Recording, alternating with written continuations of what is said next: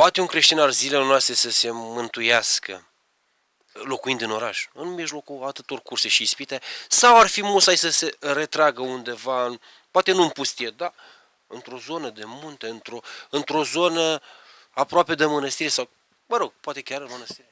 Uite ceva, nu toți reușesc între cei mulți. Adică pentru unii care sunt mai slabi, îi pun să retragă ca să poată avea îndemânare, să poată scapa de tot ce îl înconjoară pe el. Că uite cum e, dacă ai îndemânare de luptă, adică o luptă contra duhurilor, adică cum e? Să pot face metane, rugăciuni, să mă pot scula noaptea la rugăciune, să n-am nica cu nimeni, să n-am dușmănii pe nimeni, să pot sluji lui Dumnezeu, că unii a să mântuiască și pe orașă, dar mai puțin, că, ca să spun, trebuie a trăind ca să câștigi mântuirea între cei mulți, trebuie o minte trează, cu frică de Dumnezeu. Așa?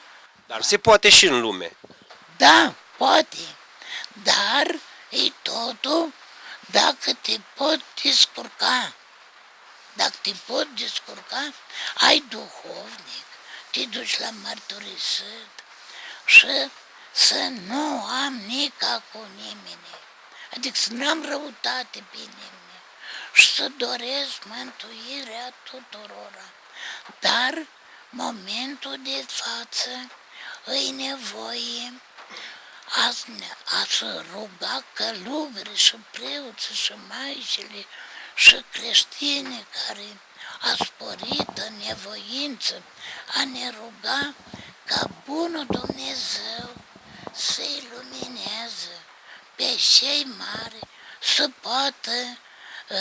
să poată descurca ei, că ei pot menține pacea, liniștea, că dacă Duhul Sfânt îi va lumina și pe ei și pe creștini să devină în pace, fără tulburare, atunci Duhul Sfânt va potoli furtuna care apare.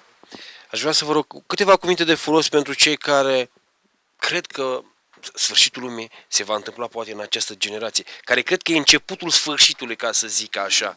Uite ceva, fac în felul ăsta. Nu mai mă rog la Dumnezeu să-mi descopere sfârșitul lumii. Mă rog pentru sfârșitul meu, că Dumnezeu nu mă întreabă de sfârșitul lumii, că uite cum e. Sfârșitul lumii, de aici noi putem fără să-mi spui nimeni. Când vom vedea că toată casa e tulburare, n-au ochi să vadă unul cu altul, vai de mine și de mine, a venit cineva, am un an, ori am 2 ani, nu știu când, s-a luat la sfadă o familie, poate să auză mai bine ca mine, și eu făcut. O văzut atâta tulburare unul care avea diavol mai mulți, că n-am cum să zic altfel.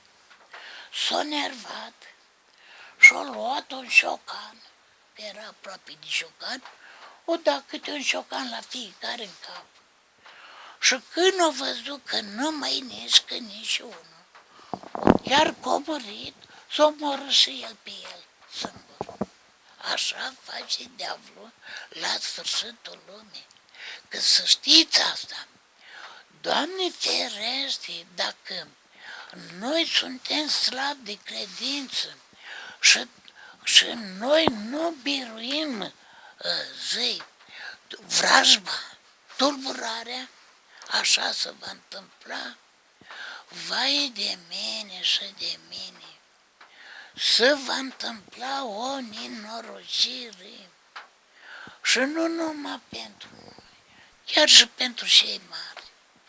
Și acei mari au putere de a potoli, nu cu ambiție, a apela la rugăciune, adică a ne împaca, a lăsa dușmănie, a ne duce la biserică. Și bună Dumnezeu face minune de a să simt toți fericiți. Iar dacă nu se potolește, așa trebuie, preoță, duhovnici, toți să îndemne lumea a ne ierta, nu ne mai dușmăni,